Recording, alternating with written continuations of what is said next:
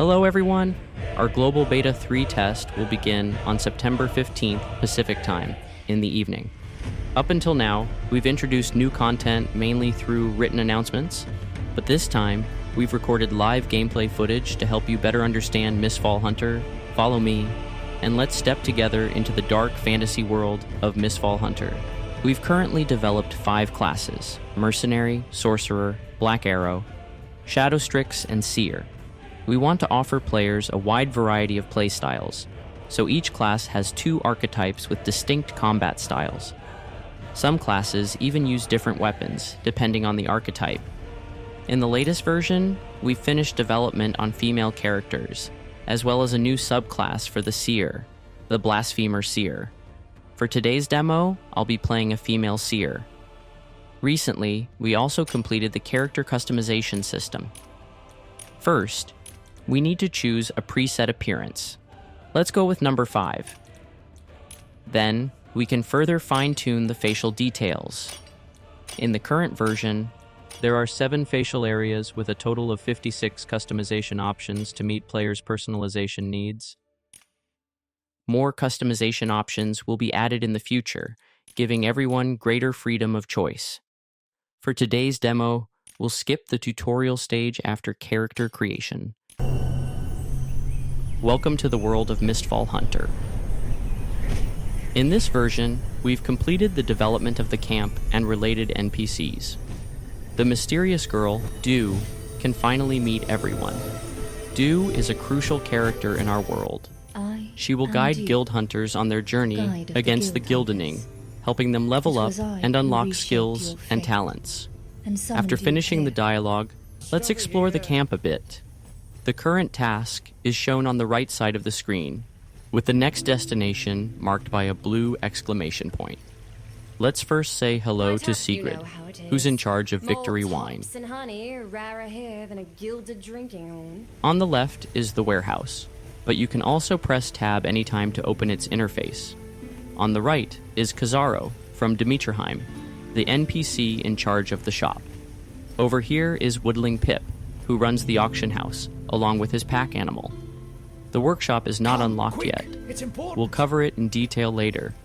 The training grounds can currently be accessed via the entrance in the corner of the camp. As the game progresses, new non-player characters will appear in the camp, unlocking more features. Next, let me introduce the Seer class. The Seer currently has 2 archetypes, Reverent and Blasphemer. They use the ranged weapon Catalyst and the melee weapon Mace, respectively. Each archetype has completely different skills and talents. Unlike other classes, Seers must choose an archetype outside of matches and can only cast skills from that chosen archetype. To switch archetypes, simply click Renounce Oath or Pledge Oath in the skills interface. The Blasphemer Seer is a brand new addition in this test.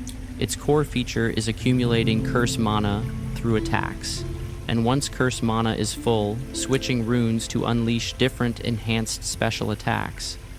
Blasphemer Seers can also enter the Zeal state to boost their basic attributes. Additionally, Blasphemer Seers have their exclusive Divine Arts.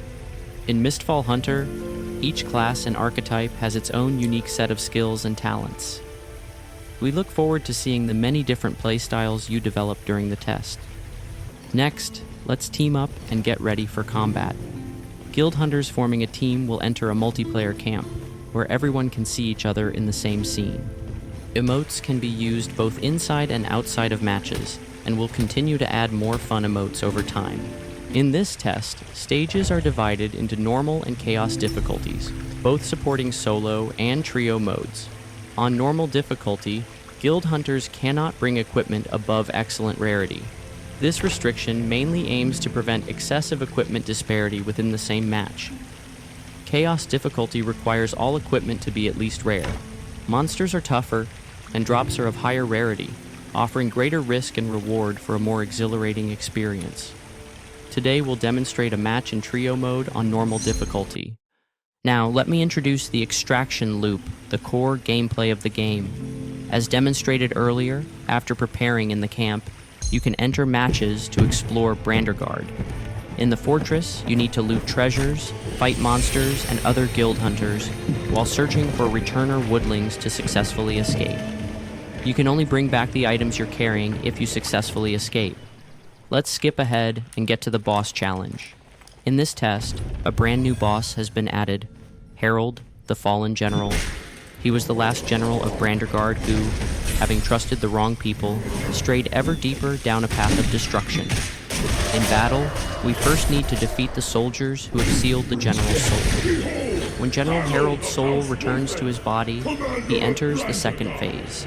I carry my ancestors' legacy to purge this world of monsters. Featuring multiple dashes and mobility skills, as well as freezing, slowing, and other control effects, which poses a great challenge to guild hunters' mechanical skills. Let's take a look at what the boss dropped. Valuable items now need to be identified first. We've also overhauled the inventory system. Tactical items now have their own dedicated inventory, and we've added Pip's Pocket, a secure container similar to those commonly found in extraction games. Items placed in Pip's Pocket won't drop upon death, but equipment cannot be stored there. Let's quickly stash our valuable loot in Pip's Pocket. This test also introduces two new extraction methods, the Soul Tree and the Fairy Woodling. First, the Soul Tree. At the start of a match, Soul Trees hosting souls of return spawn randomly in the scene. Extraction points can be summoned directly near Soul Trees. However, note that Soul Trees will wither after some time. Afterward, extraction points can no longer be summoned, and any existing ones will disappear. We won't escape yet. Let's continue by demonstrating the Fairy Woodling extraction method. Fairy Woodlings spawn randomly later in the match. Escaping via a Fairy Woodling only allows you to bring out equipped items, 4 selected items, and items in Pip's Pocket. Guild hunters should choose carefully. Finally, let me demonstrate the most basic extraction method, finding a returner woodling. At intervals, returner woodlings will randomly appear in areas without Gildan Mist. When returner woodlings appear or engage in combat, special sounds and visual effects will mark their location. Defeat a returner woodling, obtain its soul of return, and you can successfully escape. At the end of the video, let me introduce the new forging feature. As the workshop level increases, equipment of all rarities can be forged.